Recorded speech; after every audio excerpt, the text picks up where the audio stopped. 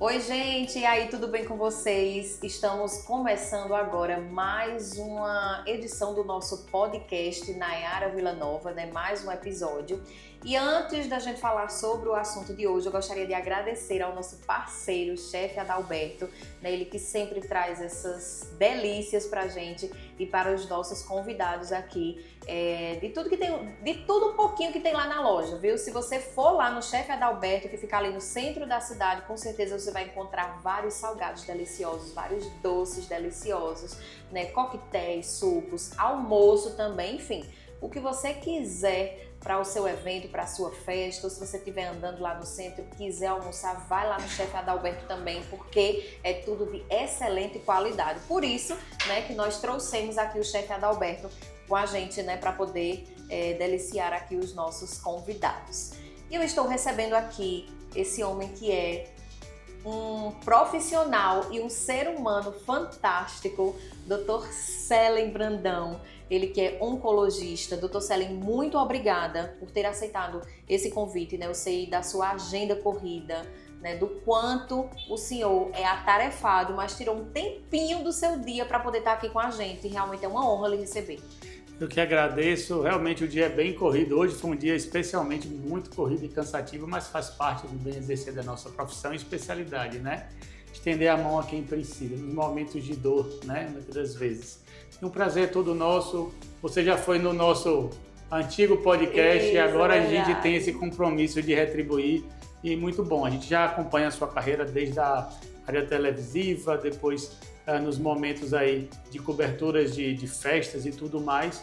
E é muito bom ver se continuar aí agora nessa área do podcast. Então é um prazer. Hoje nós vamos conversar sobre assuntos extremamente importantes na população em geral, tanto para as mulheres como para os homens, né? Então é mais do que um prazer, é um dever da gente estar aí divulgando informações de qualidade. Pois é, que coisa boa, viu? Fico muito grata. Bom, e é justamente isso que o senhor falou, né? A gente vai abranger todo mundo mesmo, né? Tanto os homens como as mulheres. Sim. Porque nós acabamos de sair agora do Outubro Rosa, né? Que é um mês, de fato, em que é muito evidenciado, principalmente a questão da detecção precoce do câncer, né? De mama. Então, várias campanhas para que as mulheres façam o autoexame, para que as mulheres façam a mamografia, né? Porque se tiver alguma coisa para que seja detectado logo no começo, porque esse câncer detectado logo no começo tem muitas chances de cura, não é isso, doutor? Sim, sim. O Outubro Rosa realmente ele está na mídia, né? Ele está, acho que no coração já das pessoas. Quando a gente fala de brasileiro, as pessoas botam um lacinho, os empresários colocam a luz rosa nos hospitais, nas lojas, nos shoppings. E eu acho que todo mundo carrega um pouquinho desse cuidado, desse olhar aí em relação à saúde da mama. Então as mulheres são muito tocadas, são muito... o holofote está muito nas mulheres no mês de outubro. E geralmente a gente participa, eu costumo falar que o outubro para o oncologista é como o São João para o sanfoneiro, o junho para o sanfoneiro. Então a gente realmente assim se vira nos 30, a gente tem 3, 4, 5 eventos extramédicos em palestra na mesma semana, então às vezes sai de um, vai para outro, então é uma carga muito grande, mas quando chega no final, como hoje, a gente está exausto, mas com a sensação de dever cumprido. E isso daí veio que se emenda, porque quando a gente fala de Outubro Rosa, de detecção precoce do câncer, de mamografia, de todos esses acessos e essas campanhas, a gente toca no coração das mulheres, das pessoas que realmente têm mulheres em casa, porque 99% dos cânceres de mama acomete as mulheres, o homem é menos de 1%, mas acomete também no homem. Mas tão importante quanto a saúde da mulher é a saúde do homem. Então, nessa transição de Outubro Rosa para Novembro Azul, a gente tem que dar esse despertar. Isso. Que a mulher geralmente é quem lota os consultórios, é quem se cuida e geralmente é quem pega o homem pela mão para lembrar assim, de se cuidar também, de levá-lo nos consultórios. Mas o homem por si só, na sua grande maioria, ele não busca o consultório médico. Seja do clínico, seja do urologista, seja do oncologista. Geralmente, o homem só vai para o médico realmente quando está com alguma dor. Pois não é, doutor? Tem que doer. É verdade. Não é? Se não doer, para ele não desperta. E muitas das vezes os cânceres demoram para causar dor. O câncer de próstata é um deles. Existe além dentro do câncer de próstata, existe dentro da saúde do homem também o câncer de testículo, o câncer de pênis, que são coisas que a gente pode abordar. mas extremamente importante frisar que esse cuidado com a prevenção e com detecção precoce é importante para a mulher e para o homem. Detecção precoce salva vidas, aumenta a chance de cura, sim. Isso é real na mama, detecção precoce com mamografia, com ultrassom de mama, com todo esse cuidado, com autocuidado, o autoconhecimento da mulher, mas também é realidade no homem. A partir dos 50 anos, principalmente, que ele procure um urologista, que ele seja submetido, por exemplo, ao toque retal, que quebre-se esse pudor, esse preconceito. Nós estamos falando de exame clínico, de exame médico, é um ato médico, é algo extremamente respeitoso, é algo que faz parte do exame físico, assim como escuta o coração, escuta o pulmão, como palpa o abdômen, tem que se fazer o toque retal pelo menos uma vez ao ano, a partir dos 50 anos que seja. Com o urologista pode ser, está tudo certo. Lembrar que isso é indolor, é feito com a luva, tem toda a área higiênica, tem toda a preocupação higiênica, é feito com lubrificante, anestésico. Então, o dedo desliza por um orifício que já existe, que é o canal anal. Ele já existe, passa as fezes, então o dedo é muito mais fino do que umas fezes, é indolor. E aí é extremamente rápido. E não é um exame caro, ele faz parte do exame físico da consulta do paciente. Sim. Então, assim, qual é o pudor, qual é a distância? A distância ainda está na falta de absorção dessa informação, de que isso salva a vida. Se você detecta de forma precoce um câncer de próstata, seja pelo toque retal na suspeita, seja pelo PSA, que é o antígeno específico da próstata, que é um exame de sangue que a gente faz, que também é um exame de suspeição, mas o ideal é que eles não sejam isolados, nem só o toque, nem só o PSA. Sim. O ideal é que comece com toque, se complemente com esse exame de sangue chamado PSA. E a partir daí se pede ultrassom de próstata, se pede ressonância multiparamétrica da próstata. Dependendo do caso, vai exatamente adiantando o processo. Mas retardar nunca é a melhor opção. Realmente assim, quando a gente fala de prevenção, a gente tem que falar de medidas de hábitos de vida. A gente tem que falar de boa alimentação, de hábitos de não fumar, de não ingerir bebida alcoólica, de fazer atividade física de forma regular, de não ser sedentário, de não ser obeso. Tudo isso é prevenção primária. E a prevenção secundária está na detecção precoce.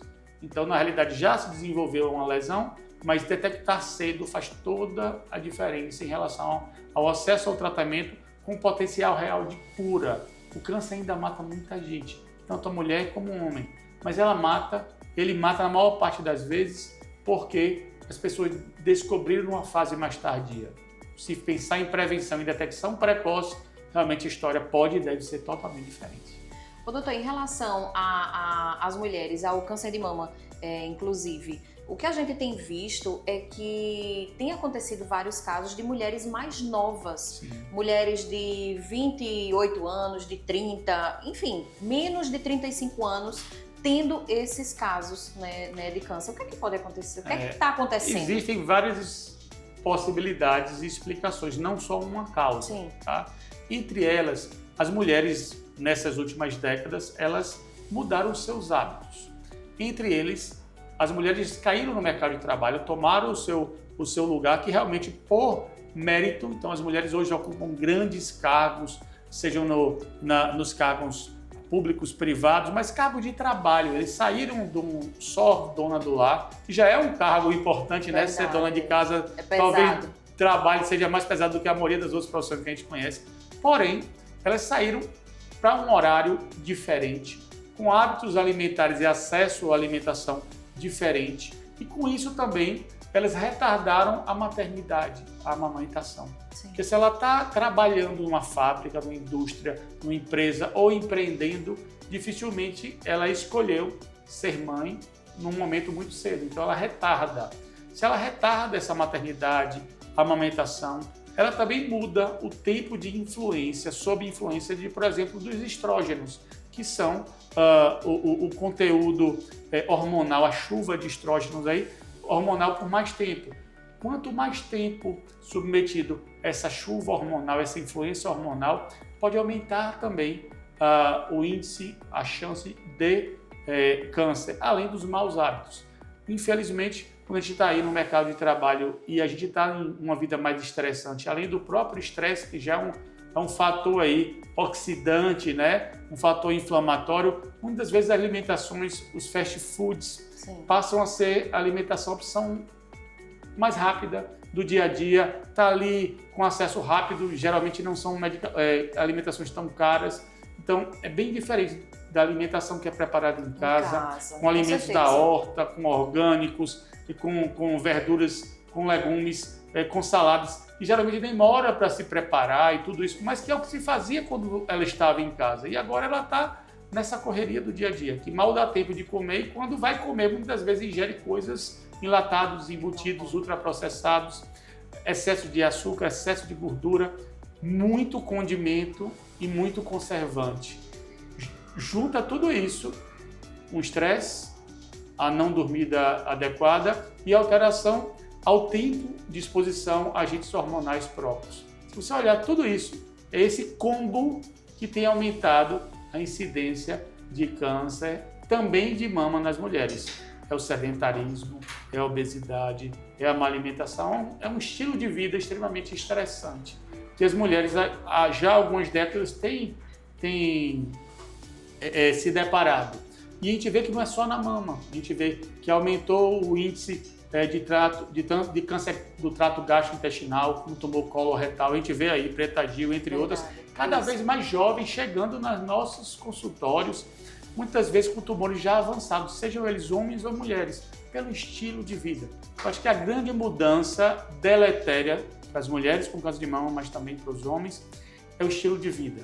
Eu acho que enquanto não houver essa conscientização e essa busca incessante por adequar o seu estilo de vida, não é só desacelerar, é focar que dentro do seu dia de trabalho, mesmo que ele seja puxado, tem que existir uma alimentação saudável, tem que ter um tempo para você falar com quem você gosta, para você ter um tempo para dar um cheirinho nos seus filhos, para falar com seu parceiro ou parceira que você ama. Isso é higiene mental.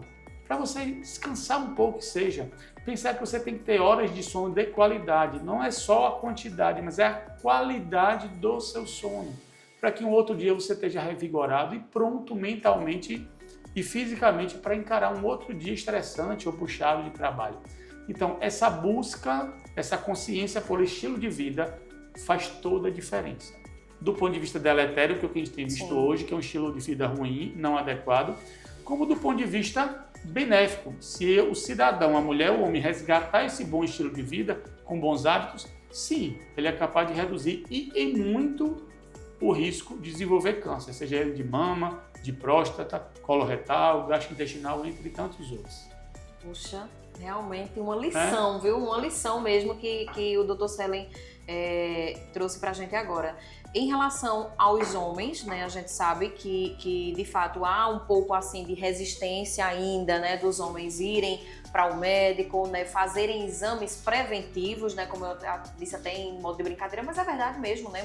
Muitas vezes os homens só vão mesmo para um médico quando estão com dor, né? Com alguma limitação. E às vezes está em casa com dor e nem quer ir para o médico. Pois mulher que leva, a mulher esconde, não vamos, né? Exatamente, e aí fica né? ali Com medo mesmo. Pois é, a gente ainda vê muito isso. E no câncer de próstata isso é uma realidade. Eu costumo falar, Nayara, é o mais comum nos homens mesmo, né, doutor? Depois Disparado de tumor de pele não melanoma, que é o mais comum entre homens e mulheres, o tumor por irradiação, ultravioleta, raios ultravioletas e radiação solar ao longo da vida. Né? Depois disso, no homem, câncer de próstata. Na mulher, o câncer de mama. Depois vem outros cânceres que são muito incidentes, câncer de pulmão, câncer coloretal, que tem aumentado bastante a parte gastrointestinal também. Então, assim, próstata, eu costumo dizer que eu Selen e também como OncoAgreste, que a gente representa a nossa PJ, a nossa clínica, um grupo de oncologistas e hematologistas, além de clínicos. A gente transita numa mesma semana entre vários Brasis no mesmo Pernambuco. Eu costumo falar, a gente fala aqui do país de Caruaru, e eu falo assim, no país de Pernambuco eu transito entre vários Brasis. Então, por exemplo, dia de segunda e terça-feira eu vou como OncoAgreste para o sertão de Pernambuco, Arco Verde, Porteira do Sertão. E lá eu vejo perfis de pacientes extremamente diferentes do que eu vejo, por exemplo, em Recife, quando eu vou nas quintas-feiras e atendo no Hospital Santa Joana como OncoAgreste. Um pouco diferente do que eu atendo aqui em Caruaru, no Agreste de Pernambuco, e também um pouco diferente do que eu atendo em Garanhuns, também como Oncoagreste. Então, na mesma semana, a gente vê perfis diferentes. São pessoas em Recife, no Santa Joana, às vezes engravatados, grandes empresários, que têm acesso a grandes planos de saúde. São pessoas que aqui fazem parte do dia a dia, em sua grande maioria ainda tem acesso ao sistema público, mas principalmente a planos de saúde principais na cidade, que é o que a gente atende pelos planos de saúde e particulares. Mas é um perfil muito comunicativo e tudo. São homens que têm aí um perfil de liderança, de trabalho e não querem perder o seu trabalho, mas eles vão, muitas das vezes, puxados pela própria esposa, mas eles vão. Mas quando a gente chega na porteira do sertão, é muito difícil a gente ver o homem ir sozinho. Então ele é carregado pela esposa, na maioria das vezes, ou por um filho ou por uma filha, porque viu o pai chorando, com dor, angustiado, perdendo peso, vomitando ou com sangramento em algum local. Então precisa ir, porque é um perfil, precisa eles puxarem para levar ele, porque é um perfil que muitas das vezes ele não tem informação tão adequada ou não absorveu aquela informação. Então ele está lá na labuta, na luta, muitas das vezes na parte agrícola, agrária, muitas vezes não tiveram acesso à informação de qualidade. E aí ele fala, olha, se eu parar de trabalhar ali no dia a dia, quem vai trabalhar por mim? E aí ele vai escondendo até uma hora que o tumor está muito grande.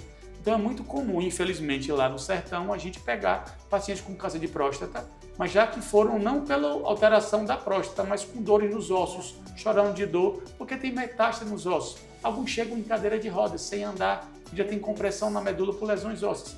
Isso ainda é triste. Por isso que eu falo, a gente conhece, através dessas andanças e do exercer da oncologia pela Oncoagreste, vários Brasis dentro do mesmo Pernambuco, dentro da mesma semana. E aí faz a gente refletir. A gente vai lá para estender a mão, para ajudar o próximo, para estender o sertão um tratamento de qualidade que eles merecem, eles precisam. Para você ter ideia, a oncologia vai até Pernambuco, em Pernambuco, no sertão, ela vai até a Porteira do Sertão em Arco Verde. Mas naquela região de Serra Talhada, daquela região toda, que são cidades pujantes, importantes comercialmente, tem influência, não tem nenhum oncologista na cidade de Serra Talhada. Zero. É mesmo. Então as pessoas de lá têm que vir para Arco Verde, já poderiam ter um serviço também em Serra Talhada, os que conseguem vir e os que estão acamados, Nayara. E aí vem a telemedicina, vem as videoconsultas, para tentar fazer com que pelo menos a palavra do especialista chegue àquele paciente acamado que não tem condições de chegar. E a gente vê o quão é importante diagnosticar precocemente. Quando a gente diagnostica um paciente acamado com dor, que já perdeu o tempo de ter acesso ao melhor tratamento, eu costumo falar que sempre dá tempo para ajudar. Seja principalmente buscando a cura, ou mais tempo e qualidade ao lado de quem se ama. E quando está em estado muito avançado, muitas das vezes o cliente quer aliviar a dor. Você fala, mas tem o que fazer? Eu falo, tem muito o que fazer. Porque para quem sente dor, um dia sem dor faz toda a diferença, não é? O duro é você ouvir um paciente que ao diagnóstico tão avançado já fala, doutor, eu queria morrer, aliviar a minha dor. E a gente vê isso dá vontade às vezes até de chorar, de emoção, porque a gente tem pacientes em família até que viveram ou vivem isso. A gente fala, a gente está trabalhando há 22 anos na oncologia, isso ainda acontece. Sabe aquele conceito que você fala, eu estou enxugando o gelo? Você fala, mas eu faço tanto. Certo, a gente faz muito por aquelas famílias, mas em geral tem tanto o que fazer. Eu sempre falo para os meus alunos da medicina da Uninasal que a dor do paciente é a maior oportunidade que a gente tem de aprender em medicina como aliviá-la. Então, quando a gente olhar um paciente no pior dia da vida dele, chorando de dor, com aquela angústia, a gente olha ele com respeito, porque muito provavelmente ele está vivendo o pior dia da vida dele. Mas sempre uma oportunidade para a gente aprender com a dor, respeitando-a e aprender uma forma de aliviá-la. Às vezes, ou muitas das vezes, é o que a gente pode fazer pelo paciente, aliviar a sua dor.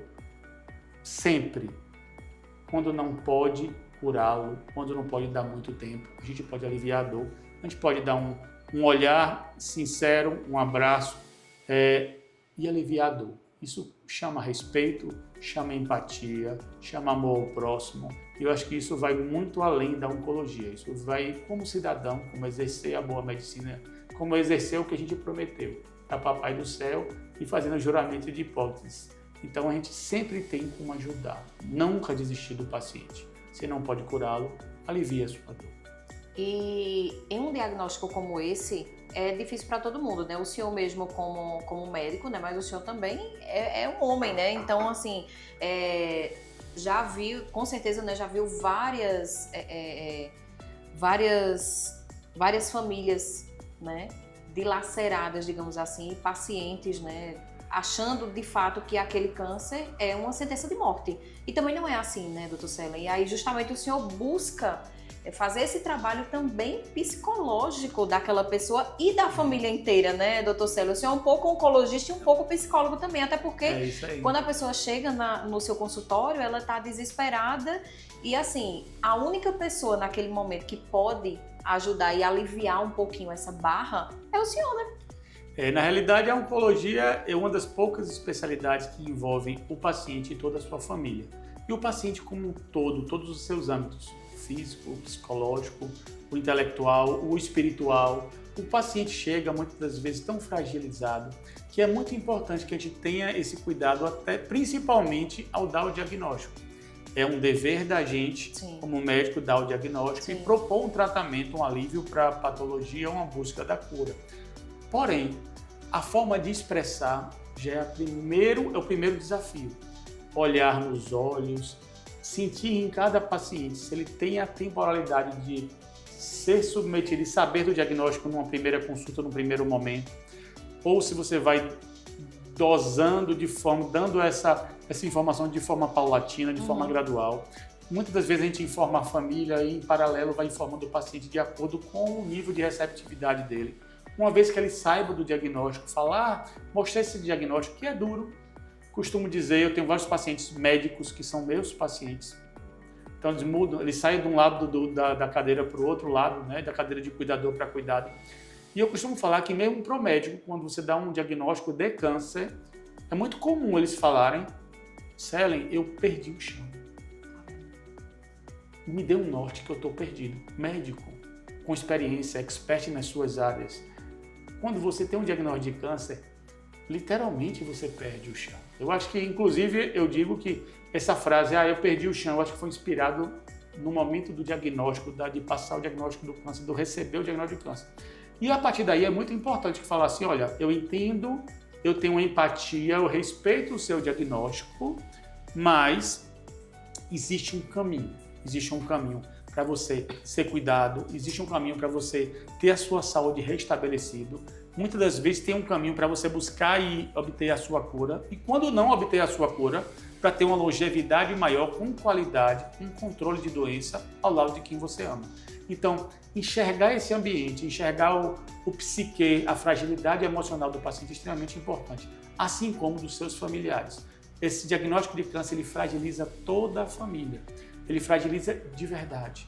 Então, tem pessoas que ouvem o diagnóstico de câncer, que recebe e fala assim: pronto, agora é o final da minha vida. E não é bem assim. Na maior parte dos casos, especialmente nos casos que não são avançados, o paciente ele pode até morrer com um câncer, mas às vezes ele morre de velhice.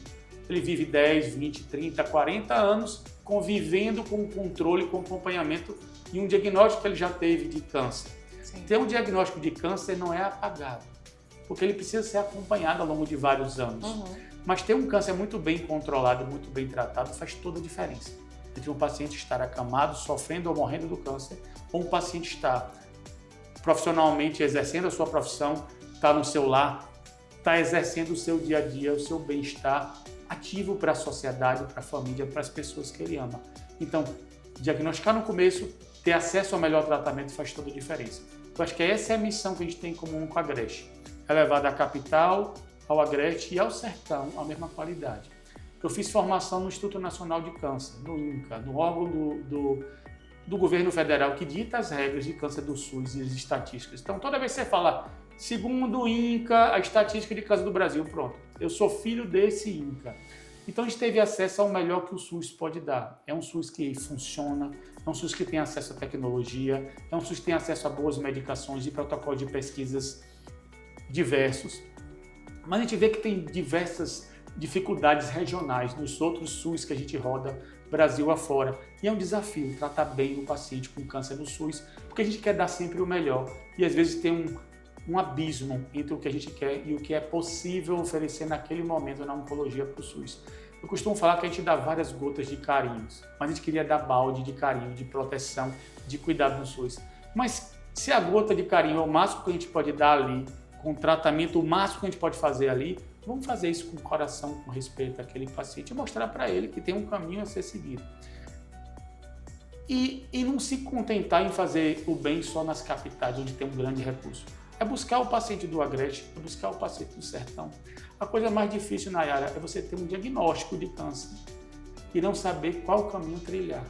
Essa insegurança de não saber qual o caminho trilhar, a gente vê isso nos médicos que têm um diagnóstico, quanto mais no paciente que ainda é leigo, fragilizado, que não tem um amparo familiar, muitas das vezes, ou um amparo da própria estrutura da sua cidade. Tem pacientes que demoram 6, 8 horas para chegar no consultório, porque eles saem de uma zona rural, eles andam alguns quilômetros para conseguir um transporte público, para depender de vereador, de prefeito de cidade do interior, afim, de boa vontade de alguém que traga, ou às vezes a própria família que era para abraçar, muitas das vezes abandona. É muito comum, infelizmente, mulheres ou homens, principalmente mulheres abandonadas depois do diagnóstico de câncer.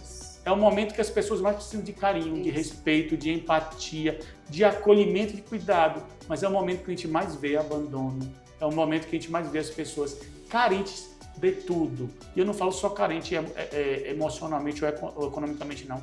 É carente de olhar, é carente de alguém que dê a mão, que bote a mão aqui no lado e fale assim, eu estou com você. Você tem um caminho, eu vou trilhar junto de você. Eu acho que essa é a maior riqueza. Hoje, quando uma das pacientes que eu atendi falou, doutor, pode entrar todo mundo? Eu falei, pode, 2, 3. Não, doutor, tem 15. Eu falei, 15? Mas não tinham 15, mas tinham uns 8 ou 9 pessoas. Eu falei, eu não tenho 9 cadeiras, mas todo mundo que couber na sala vai entrar. E ficou aquele amontoado, e eu fiquei bem...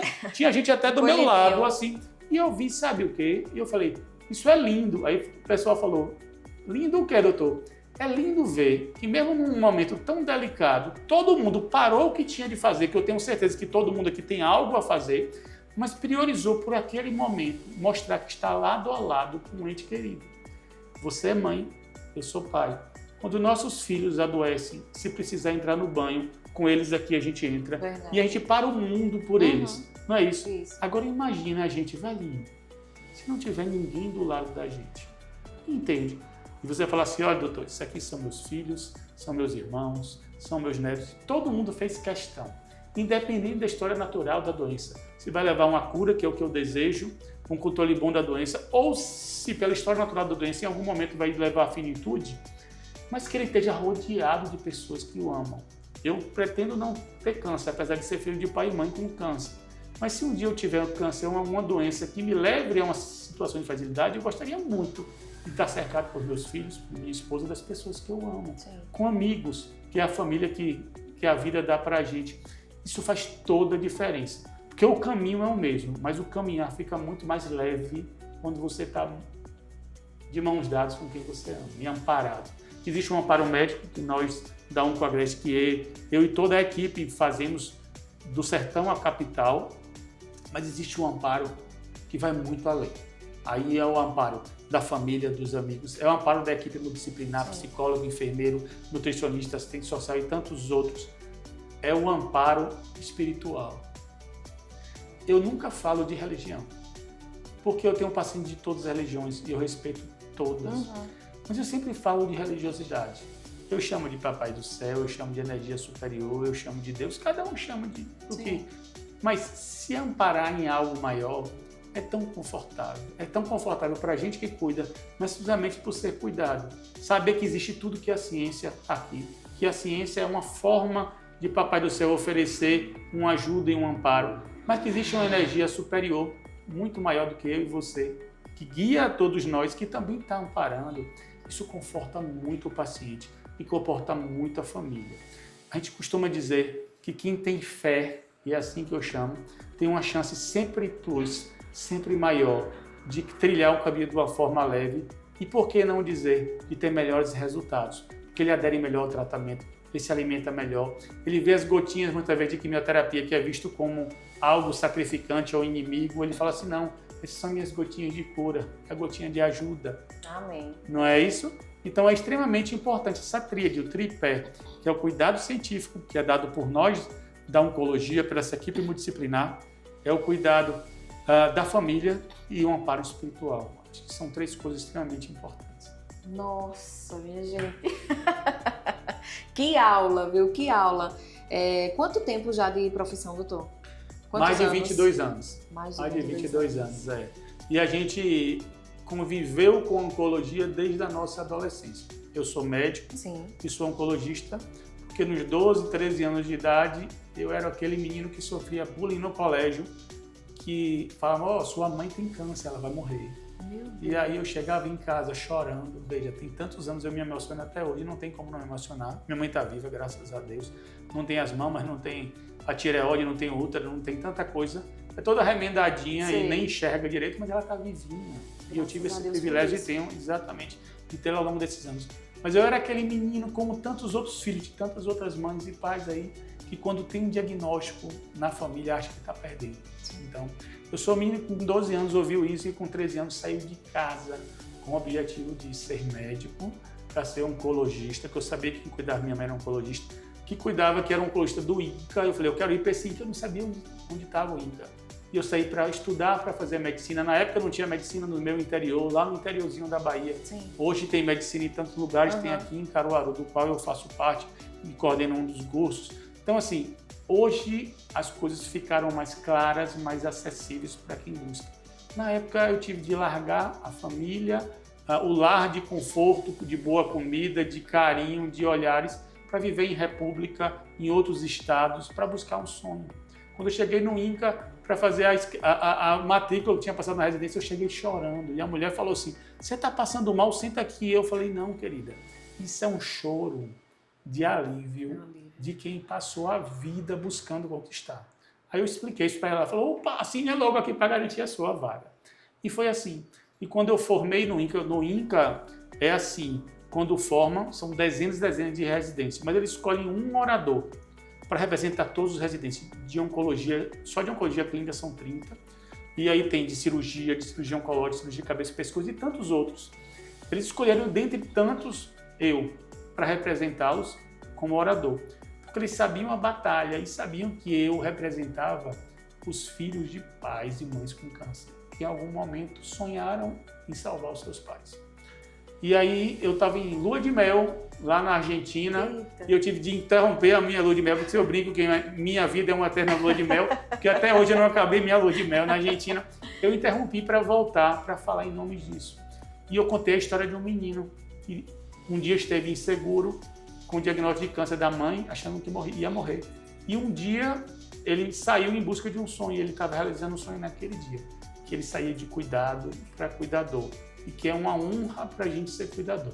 Que Papai do Céu nunca deixa a gente desviar desse propósito, que é o propósito de enxergar a mãe de alguém como a nossa mãe, o pai de alguém que está ali como o nosso pai, o amor de alguém como o nosso amor. Acho que isso é algo inerente da medicina, mas na oncologia isso toca o coração, porque só quem passa para saber a dor de ter alguém com câncer e se sentir impotente quanto a isso. Então tem que ter alguém para estender a mão, tem que ter uma equipe para olhar com empatia. Tem que ter alguém para falar assim, eu tenho um caminho para o seu pai, sua mãe, para você, para o seu esposo. Antes de vir para cá, eu atendi uma das pessoas que tem câncer de pâncreas. Eu conversei muito com a família e eu falei, querido, eu tenho uma história que o meu papai morreu de câncer de pâncreas. E um dia falaram que o meu papai ia viver de entre 45 e 60 dias. Que essa família perguntou, quanto tempo essa pessoa que a gente ama tem de vida? Eu falei, veja, um dia falaram que o meu pai tinha 60 dias e que não era para eu tratá-lo, porque ele já estava se despedindo desse mundo. E eu, talvez a parte filho falou mais alto e a emoção, resolvi tratá-lo. E um ano depois do Natal, eu tirei uma foto e mandei para esse mesmo médico uma foto. E ele falou, ô Célio, que bom que você lembrou do seu pai nessa época. Eu falei, não, essa foto foi de 5 minutos atrás. E ele me ligou, como seu pai está vivo? Aí eu falei, olha, o senhor me desculpa, mas eu fui contra a sua orientação, o senhor foi meu professor, mas foi contra a sua orientação e eu resolvi tratá-lo. Ele falou, você está de parabéns por ter me desafiado, porque valeu a pena naquele caso, nem todos realmente têm esse desfecho. E no outro ano, eu tirei uma foto e mandei para ele e falou assim, sempre é bom relembrar, mas você teve o privilégio de ser seu pai 1 ano. Eu falei, não, essa foto também é de 5 minutos atrás. Ele me ligou, como isso? Então, 2 anos e 2 meses depois, eu estava com meu pai. Claro que hoje eu não estou mais, mas foi maravilhoso. Nós fizemos a melhor viagem de pai e filho. A gente vivenciou 2 natais, 2 aniversários, 2 réveillons e tantos outros momentos. Porque quando a gente ama, a gente sempre pergunta, quanto a gente daria? O que você daria para ter a pessoa que você perdeu amada por mais um dia, por mais uma semana, por mais um mês ou mais um ano? Quanto você daria, o que você faria para sentir o cheiro do suor da pessoa que você ama e perdeu? Entende? Isso é muito forte. Então é muito forte. Isso é forte que emociona a gente, emociona você, emociona todos. Então assim, quando a gente passa pela oncologia, seja como paciente, seja como cuidador, que eu passei dos 2 lados e hoje eu sou cuidador, mais do que... Eu sou filho de mãe com câncer, então ainda sou todo do outro lado. Mas é extremamente importante esse respeito. E lembrar de, fale que ama. Fale para as pessoas que você ama, para o seu pai, para sua mãe, para sua esposa, para os seus filhos. Diga eu te amo, quebre essa trava. Por quê? Porque hoje é um dia importante para dizer esse amo. Importante por quê? Porque a pessoa está viva, está do seu lado, está convivendo. E a gente vê muito, Nayara, quando as pessoas têm diagnóstico de câncer, aí você fala, elas se tornam melhores? Não, eu não acho que elas se tornam melhores ou piores. Eu só acho que eles refletem e botam na balança o que é mais importante na vida. Tem pessoas que, quando estão num leito de hospital com diagnóstico de câncer, às vezes muito avançado, como elas têm medo da morte, e é do ser humano ainda ter medo e não compreender mesmo essa finitude, que todos nós teremos uma finitude um dia, eles muitas vezes chamam as pessoas que brigaram para pedir desculpa. Sim. Tem irmãos que fazem as pazes ali, que passaram a vida inteira sem usufruir da amizade do outro, mas que agora... E o irmão que fica vai falar assim, ó, quando você se for, eu vou cuidar dos seus filhos como se fosse meu. Tem coisas lindas e faz a gente refletir que o ser humano ele é bom, mas ele se corrompe, ele se estraga, ou eles têm vestimentas que camuflam a sua bondade ao longo da vida. E eu acho que quando a gente está no amor ou na dor, e no câncer tem muito isso, tem o amor de trazer para perto que você vai falar, eu vou brigar com você contra essa doença. Sim. E na dor, às vezes, da despedida, ou de sentir um pouco da dor do paciente. Fala, olha, eu estou sentindo um pouco do seu sofrimento aqui, por empatia. O câncer une muita gente. Mesmo que um dia ele tire você carnalmente das pessoas que você ama, que a pessoa vai morar com o Papai do Céu. Mas ele une tanto porque ele mostra a essência do ser humano. Porque uma pessoa com câncer, principalmente avançado, não interessa se ele é pobre, se ele é rico, se ele é branco, se ele é negro, se ele é gordo, se ele é magro. Não interessa o nível de intelectualidade, se ele tem todos os PhDs ou se ele é analfabeto e bota o dedinho, ele chama de nhô, porque ele é humilde, ele chama de senhor como nhô e abaixa a cabeça. Não importa. O câncer horizontaliza as pessoas. E naquele momento você é um ser humano como qualquer outro, da sua palavreada mais chique ou mais simples, mais rudimentar possível. O que ele quer é se sentir cuidado, agraciado e ter acesso a um caminho de cuidado. Seja ele, pare ele aonde parar. É claro que a gente sempre busca a cura, busca o alívio, busca a longevidade, busca a reinserção no nosso meio de trabalho, no nosso meio de convívio. Mas o que ele quer é ser cuidado, é abraçado. Eu acho que o câncer é igual ao despertar do que há de melhor e pior. De pior em relação à fragilidade, à dor, mas ao mesmo tempo dá uma oportunidade gigantesca de a gente se reparar conosco, com a família, com a sociedade, com as pessoas que talvez a gente não agiu da melhor forma ou que não agiram com a gente. O câncer é uma doença, é um conjunto de doenças que avassala, mas ao mesmo tempo que une, que dá uma oportunidade de a gente evoluir como pessoa espiritualmente. É uma grande oportunidade de a gente se tornar pessoas melhores e as nossas famílias também. Eu acho que esse é o lado bonito do câncer. Tem que ter um lado de aprendizado. Mesmo no sofrimento e na dor, tem um lado de tanto espiritual, como ser humano mesmo, de evolução. A gente vê isso no dia a dia. As pessoas se tornam melhores. Hoje eu atendi uma das pacientes, que é uma coisa incrível, que ela está lutando há anos com câncer. Eu falei, até ela que vinha aqui é uma figura pública e o caso é público e ela ela levanta a bandeira. Uhum. E ela falou assim, falei, olha, é tão bonito ver pessoas como você que não desistem de viver, mesmo tendo as chances minguando e você lá, e você continua vivendo e o outro olha para você está vivo de novo, já tem tantos anos. Brigando para estar ali, né? Está preocupado com o outro. Então vive para fazer campanhas para o outro. Falo, que coisa linda.